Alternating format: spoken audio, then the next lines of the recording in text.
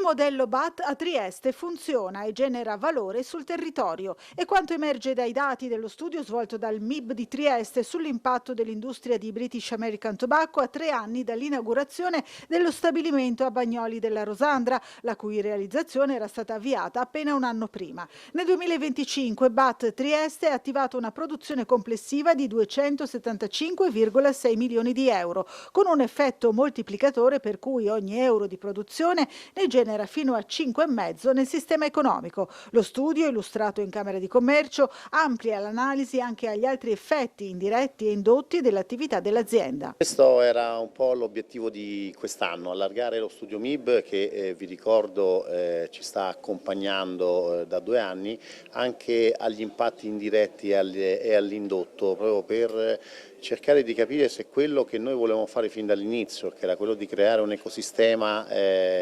qui sul territorio e ricondividere il valore, è effettivamente quello che stava accadendo. Quindi i numeri secondo me sono sorprendenti: su 30 milioni nel 2025 di valore aggiunto, oltre il 92% rimane in regione, con Trieste che ha quasi l'89%.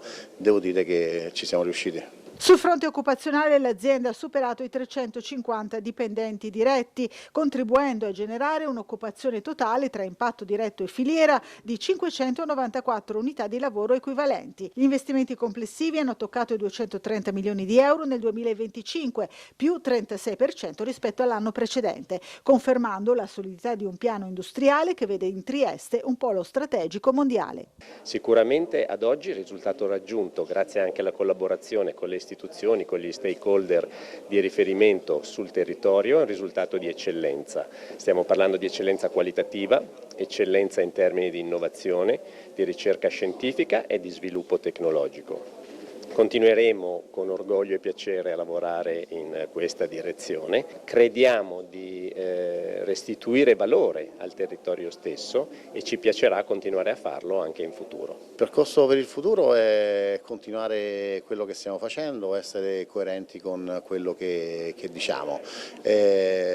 Siamo molto contenti di quello che abbiamo costruito qui a Trieste. Abbiamo delle persone fantastiche che lavorano in stabilimento, età media sui 30 anni, 33 nazionalità, quasi il 50% della forza lavoro è donna e ricopre posizioni manageriali.